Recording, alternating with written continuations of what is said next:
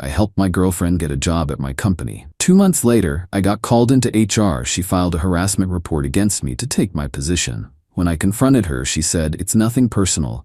I just saw an opportunity." I didn't say a word. I let the investigation finish. This morning, she's locked out of the system. 47 missed calls and counting. I don't even know where to begin with this mess. I guess I'll start with the basics. I'm 32, male, been working at a mid-sized tech company in Seattle for about 4 years now. I started as a developer and worked my way up to lead software architect for our main product. The job pays well, has good benefits, and most importantly, I genuinely enjoy the work and the team I've built around me. About a year ago, I met Olivia, 29F, at a friend's housewarming party. We hit it off immediately. She was smart, ambitious, and we seemed to share the same values. She worked in tech too, but at a smaller startup that was struggling financially. We started dating, and things moved pretty quickly. By month 3, she had moved into my apartment, and we were talking about long-term plans. Around 6 months into our relationship, Olivia's company went through a round of layoffs, and she was let go. She was devastated, not just about losing her job, but about how it happened. No warning, just a Friday afternoon Zoom call, and that was it. The tech industry can be brutal that way. For 2 weeks, she applied to jobs with little success. The market had tightened, and positions that would have had 20 applicants a year ago now had hundreds. Watching her confidence erode day by day was heartbreaking. Then, as luck would have it, a junior developer position opened up on a different team at my company. It wasn't at her previous level. She'd been a mid-level developer at her startup, but it was a foot in the door at a stable company. I hesitated at first. I've always been wary of mixing my personal and professional lives, but Olivia was getting desperate, and I truly believed in her skills. I put in a good word with the hiring manager, Meredith, who's an old friend. I made it clear that Olivia should be evaluated on her own merits, but my recommendation definitely helped her get the initial interview. She did the rest herself, acing the technical assessment and impressing in her interviews. 2 weeks later, she got the offer. I was thrilled for her, and those first few weeks seemed perfect. We'd commute together, have lunch when our schedules aligned, and she seemed grateful for the opportunity. She was smart about maintaining professionalism at work. No excessive PDA, no special treatment expected. If anything, she worked harder than necessary to prove she deserved to be there regardless of our relationship. Then, about 2 months in, things started to change subtly. Olivia began staying late at the office, saying she wanted to impress her team lead. She started getting invited to meetings with upper management, unusual for her position, but I figured she was just making a good impression. She asked more questions about my projects, wanting to understand the architecture decisions and business logic beyond what her role required. I found it endearing at the time, thinking she was just excited to learn. What an idiot I was. Last Monday, I got called into a meeting with HR and our department VP. My stomach dropped as soon as I saw their faces. HR doesn't schedule same-day meetings for good news. They explained that a harassment complaint had been filed against me by a female employee. They couldn't reveal who, citing confidentiality, but the allegations were serious. Using my position to pressure a subordinate into a relationship, making them feel their job security depended on maintaining personal relations with me, and creating a hostile work environment. I was floored. I've always been meticulously professional, especially since taking on leadership responsibilities. I couldn't think of a single interaction that could have been misconstrued this way. When I asked for specifics about the alleged incidents, they said they couldn't share details during an active investigation, but that I would be temporarily reassigned to work remotely on a different project while they sorted things out. Walking back to my desk to collect my things, I felt like everyone was staring at me. 4 years of reputation, potentially ruined by accusations I couldn't even defend against yet. I packed up quietly and left, shell-shocked. That evening, Olivia came home later than usual. She was different, energetic, almost giddy. She barely asked about my day, instead launching into a story about how she'd been pulled into a meeting with the CTO to discuss some ideas she had. I sat there, numb, as she talked, and suddenly everything clicked into place. "Did you file a harassment complaint against me?" I asked, interrupting her mid-sentence. The way her expression changed told me everything before she even spoke. First surprise, then instant defensiveness. "What are you talking about?" she asked, her tone suddenly cold. "Why would you accuse me of something like that?" "Because I was called into HR today about a harassment claim from a female employee, and it's pretty coincidental that you're suddenly getting pulled into high-level meetings." She maintained her innocent expression, but I could see the calculation happening behind her eyes. "That's ridiculous, Nolan. Maybe someone else reported you. Have you considered that you might have actually made someone uncomfortable?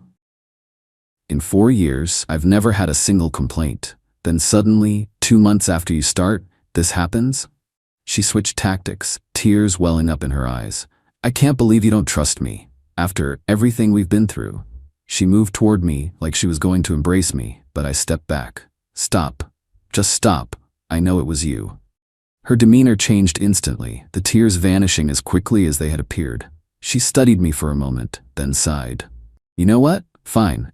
It doesn't matter anyway. It's done." "Why?" I asked, still struggling to understand. "I got you this job. I vouched for you. And I appreciate the foot in the door," she said with a shrug, "but I was never going to advance quickly enough from a junior position. Your role, on the other hand." She trailed off. "So this was always the plan? Get in through me, then get rid of me?"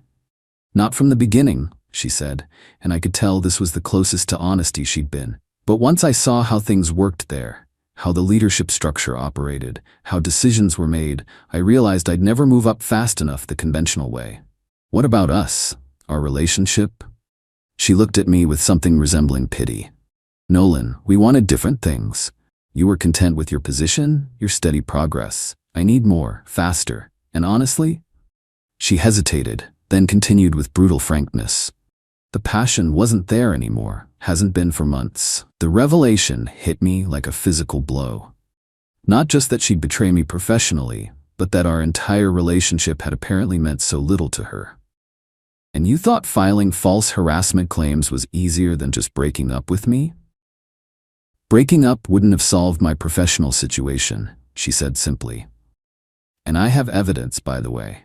All those times you messaged me about work, the late-night emails about projects, it all looks different in the right context. HR always sides with the accuser initially. By the time they sort through everything, I'll have proven myself in the role." I didn't yell. I didn't throw things. I just looked at her and said, "Pack your things. You have until tomorrow evening to find somewhere else to stay." She crossed her arms. "This is my apartment too. My name is on the lease. Then I'll leave. But we're done, Olivia, completely done." "You're overreacting," she said, but I could tell by her expression that she knew this wasn't something she could manipulate her way out of. "Fine, I'll get my essential stuff tonight and come back for the rest later."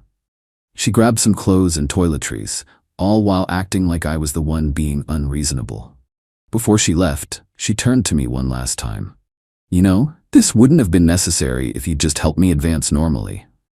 You could have recommended me for team lead positions, put my name forward for projects, but you were always so concerned about conflict of interest and earning your way. Some of us don't have the luxury of waiting years to be recognized." With that parting shot, she left. I stood there in our suddenly empty apartment, trying to process how the woman I thought I knew could justify something so calculating. That night, I couldn't sleep. I lay awake thinking about every conversation we'd had about work, every document she might have seen on my laptop, every architecture discussion where I'd explained critical systems to her. Then I remembered something crucial, something that gave me a sliver of hope. I'm meticulous about documentation and communication. I keep records of everything, partly because it's good practice in software development, partly because I've always been detail-oriented to a fault. I have logs, emails, recorded meetings with consent banners, and detailed notes from every significant work interaction. The next morning, instead of fighting the investigation or trying to plead my case prematurely, I sent HR a simple email. "I understand you need to investigate these claims thoroughly. I am fully cooperating and have complete confidence the truth will emerge. Please let me know if you need any additional information from me." Then I started pulling together my evidence. I created a timeline of every interaction I'd had with Olivia at work, all in public spaces or group settings. I gathered witnesses who could attest to our professional behavior. I collected text messages showing the progression of our relationship well before she joined the company, proving we were already living together when she was hired. I had dozens of photos of us together at events, trips, and family gatherings, establishing a clear timeline that contradicted her claims. Most importantly, I dug up the digital trail. Remember those architecture discussions where I'd explained systems to her? They weren't casual pillow talk. They were recorded team meetings she'd asked to join to learn more about the overall product. Her questions weren't innocent curiosity. They were targeted information gathering, evidenced by her notes that someone from her team had shared with me months ago, thinking I'd be proud of her initiative. I also found emails where she'd specifically asked me for work advice, time-stamped from evenings or weekends, clear evidence that I wasn't forcing work discussions on her. She had initiated many of these conversations herself. I even had our original dating app conversations from a year ago, proving we met well before she joined the company. I didn't confront her again. I didn't rant on social media or try to rally colleagues against her. I simply provided HR with organized, factual information and let the investigation run its course. Meanwhile, I focused on the temporary project I'd been assigned, determined to show my value to the company regardless of the circumstances. For 2 weeks, I heard nothing concrete. Olivia had moved most of her things out while I was working from a coffee shop. From occasional texts with coworkers, I heard rumors that she'd been joining leadership meetings and presenting ideas suspiciously similar to ones I'd discussed in our architecture sessions. Then yesterday afternoon, I got a call from the VP and head of HR asking me to come in for a meeting this morning at 8 a.m. They wouldn't give details over the phone, but there was a different tone to their voices. Less stern, more apologetic. I arrived early, professionally dressed, calm despite my racing heart. The meeting was brief but decisive. Their investigation had found no evidence supporting the harassment claims. In fact, they'd uncovered substantial evidence that the complaint was filed maliciously, with intent to manipulate staffing for personal gain. "We owe you an apology," the VP said, looking genuinely remorseful. "We had to take the allegations seriously, but we should have handled it better. Your position is reinstated effective immediately, with appropriate compensation for the disruption." HR explained that they couldn't share specific actions taken against the employee who filed the false report, still maintaining confidentiality, though we all knew who they meant, but assured me that company policy on false accusations was being strictly enforced. I thanked them, accepted their apology, and headed to my desk, my real desk, with my team nearby. As I logged into my computer, a company-wide email arrived announcing some organizational changes. My name was there, officially reinstated as lead architect, along with a new initiative I'd be heading. Olivia's name was nowhere to be found. Within minutes, my phone started buzzing. First a text from Olivia. "What did you do?" Then another. "My badge isn't working." Then calls, one after another, growing increasingly frantic. By midday, I'd received 47 missed calls from her, dozens of texts, ranging from confused to angry to pleading. I haven't responded to any of them. From what I've gathered through the office grapevine, this morning, Olivia arrived to find her access revoked. When she tried to contact her manager, she was directed to HR, who informed her that her employment had been terminated due to violation of company ethics policies and making false claims against another employee. Apparently, she didn't go quietly. Security had to escort her out as she demanded to speak to the CTO, insisting there had been a mistake. According to the receptionist, she was still standing outside the building 2 hours later, alternating between calling me and trying to get other employees to let her in as they passed. The strangest part? I don't feel the satisfaction I expected. Mostly, I feel tired and sad that someone I trusted could be so calculating. But I also feel relieved that I kept my cool and let the system work the way it's supposed to. I've blocked her number now, and I'm staying with a friend for a few days in case she shows up at my apartment. The locks are already changed. Turns out, I can be calculating too when necessary.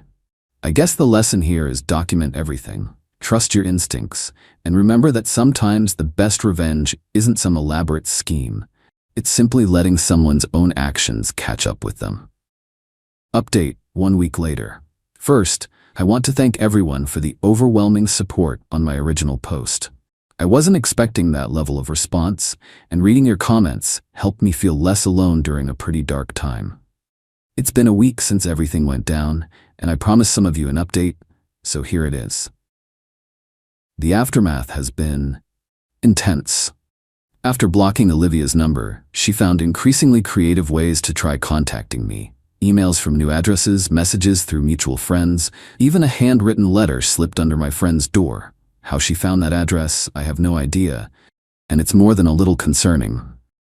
Her messages followed a predictable pattern. First, angry accusations, "You set me up."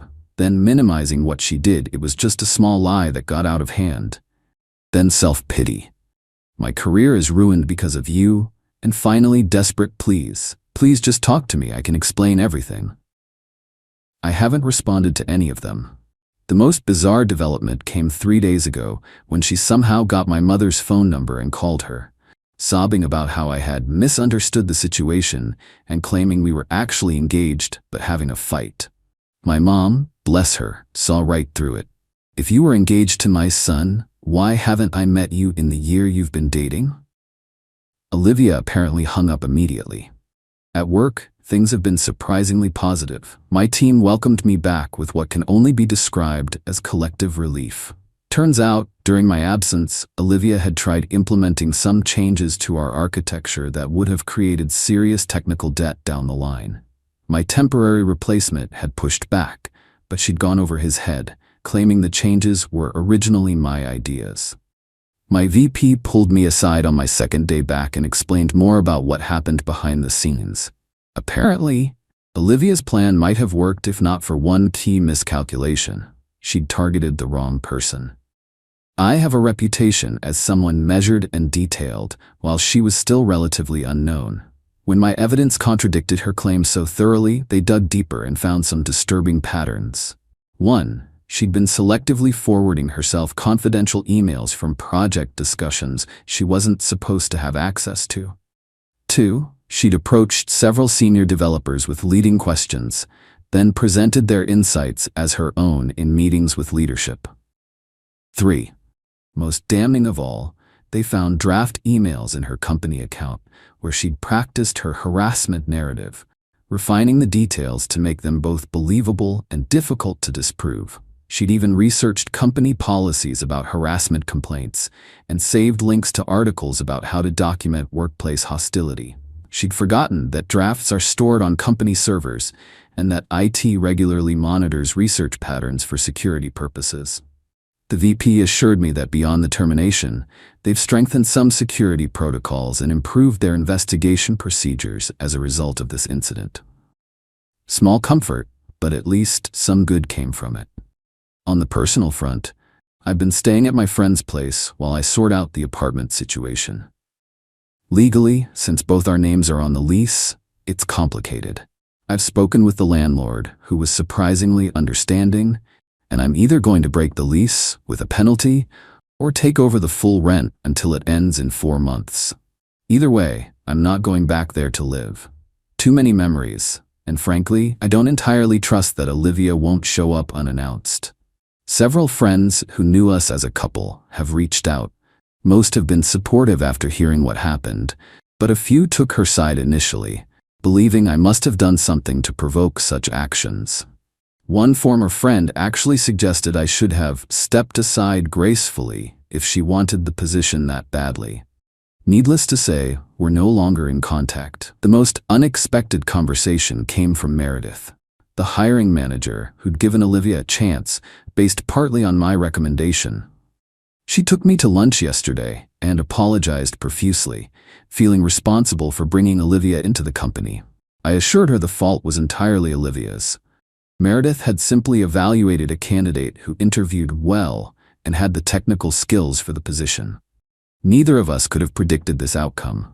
"I've been in tech for 20 years, Meredith said, "and I've seen politics and backstabbing. But this was calculated on another level.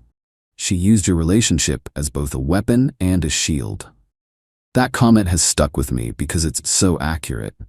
Olivia leveraged our relationship to get inside information, then weaponized it with false harassment claims, all while assuming the relationship would somehow survive her betrayal, that I'd eventually forgive her because of our personal connection. The level of compartmentalization required for that kind of thinking is chilling. I've started seeing a therapist to work through everything. It's only been 2 sessions, but it's already helping me process the anger and confusion. The hardest part isn't the professional betrayal, it's questioning my own judgment. How did I miss the signs? Were there red flags I ignored? My therapist says this kind of second guessing is normal after betrayal, but it doesn't make it easier. One positive outcome. Yesterday, I signed a lease on a new apartment in a secured building. It's a fresh start in a different neighborhood, and I'm actually excited about it. I'm buying all new furniture too. Nothing from the old place except my personal items and professional equipment. As for Olivia, I heard through the industry grapevine that she's been reaching out to contacts, claiming she left my company due to ethical differences and is looking for new opportunities. In our relatively small tech community, however, word travels fast. 2 companies have already contacted me discreetly to verify her employment dates and ask vague questions about her departure. I've been professional, confirming only the facts without editorial comments. The truth doesn't need embellishment. The calls and messages have finally started to slow down. Yesterday, I only received 3 attempts at contact, compared to the dozens daily right after her termination. Progress, I suppose. I keep thinking about what she said that night. I need more, faster. I wonder if she still thinks it was worth it, now that she's not only lost the position she schemed for, but potentially damaged her reputation in the industry, all for a career readjustment that lasted less than 2 weeks. I'm still processing everything, but I'm starting to feel like myself again. Work has been a welcome distraction. There's something therapeutic about solving concrete problems with definitive solutions when your personal life is in chaos. Thanks again for listening. I'll post another update if anything significant happens, but for now, I'm focused on moving forward and rebuilding. The best revenge, as many of you said in comments, is living well. And that's exactly what I intend to do. 2 months later. It's been just over 2 months since my last update, and I'm finally ready to close this chapter of my life. So much has happened, and yet in some ways, it feels like I've just been quietly rebuilding while the drama burned itself out. First, the professional aftermath. I'm still at the same company, and things have actually improved significantly. The project I was leading has launched successfully, and the team dynamic is better than ever. There's something about going through a crisis together that either breaks people or bonds them. Thankfully, in our case, it was the latter. The company implemented some changes to their harassment reporting procedures. Nothing that makes legitimate reports harder to file, but additional safeguards against malicious claims. I wasn't directly involved in those decisions, but my VP mentioned that my situation had been a wake-up call about potential vulnerabilities in their processes. I've been promoted to senior architecture lead with an expanded team, partly as recognition for handling the situation professionally, and partly because, let's be honest, the company probably wanted to ensure I didn't look elsewhere after what happened. The raise and additional equity were substantial enough that I didn't argue. Now for the Olivia updates, which are both predictable and surprising. After my last post, her contact attempts finally stopped when I sent her a formal cease and desist letter through an attorney. It wasn't legally binding in the strictest sense, but it conveyed that I was documenting the harassment and prepared to take further steps if necessary. The letter also outlined exactly what I knew about her actions, the forwarded emails, the practiced narratives, everything, which I think finally made her realize there was no narrative she could spin to make herself the victim here. What I didn't expect was what came next. About 3 weeks after the cease and desist, I received an email from an address I didn't recognize. It contained a single PDF file, a formal, written apology from Olivia. I was suspicious at first, thinking it might be another manipulation tactic. But as I read it, something felt different. She acknowledged everything she'd done, offered no excuses, and explicitly stated she wasn't asking for forgiveness or a response. The tone wasn't the polished, calculated Olivia I'd come to expect. It was raw and seemed genuinely remorseful. The most revealing part came near the end. I've started therapy to understand why I was willing to hurt someone I cared about for professional advancement. The therapist suggested it stems from growing up in a household where love was always conditional on achievement. That's not an excuse, but perhaps an explanation. I'm still working to understand myself. I didn't respond, but I'd be lying if I said it didn't affect me. Not enough to want any contact with her again, but enough to hope she gets the help she needs. Some wounds run deeper than we realize. As for her professional life, I heard through mutual connections that she left Seattle entirely. She's reportedly working at a startup in Austin now, at a level well below what she had at my company. I choose to believe that's a consequence of her actions, rather than evidence that she's continuing the same patterns elsewhere. Either way, it's not my concern anymore. On the personal front, I'm fully settled into my new apartment and have been slowly establishing routines that feel like me again. I've reconnected with hobbies I'd let slide during the relationship, playing guitar, weekend hiking, even took a cooking class just for the hell of it. Dating feels like a distant prospect right now. Several friends have tried setting me up, but I've been honest that I'm not ready. I'm not sworn off relationships forever or anything dramatic like that, but I need time to trust my own judgment again first. The most unexpected positive has been the strengthening of my other relationships. Friends who stood by me during the worst of this have become even closer. My parents visited last month, and the conversations we had were more open and authentic than they've been in years. Even my relationship with colleagues has evolved to something deeper than just professional courtesy. I've thought a lot about what I've learned from all this. The obvious lesson is to be cautious about mixing personal and professional lives, but that feels too simplistic. Sometimes opportunities to help people we care about are legitimate, and refusing out of fear isn't the answer either. I think the deeper lesson is about observation and boundaries. I missed signs with Olivia, not because they weren't there, but because I wasn't paying attention to patterns that contradicted the narrative I wanted to believe. And when the truth became undeniable, having clear boundaries, both personally and professionally, enabled me to respond effectively rather than reactively. The other day, I was reviewing some code from a new team member, and I found myself explaining architecture decisions in the same way I used to explain them to Olivia. There was a brief moment where the memory stung. But then I realized, my willingness to teach and share knowledge isn't the problem. That's actually one of my strengths. The problem was sharing it with someone who saw it as intelligence to exploit, rather than wisdom to respect. So I'm not changing who I am fundamentally, just being more mindful of who I share myself with. And that feels like growth rather than cynicism. For those who asked in comments on my previous updates, no, I never took legal action beyond the cease and desist. The company's response was swift and appropriate, and dragging things into a legal battle would have kept the wound open longer. Sometimes the best path forward isn't about maximum punishment, but about clean closure. I think this will be my final update on this situation. Life moves on, and while this experience will always be part of my story, it doesn't define me or my future.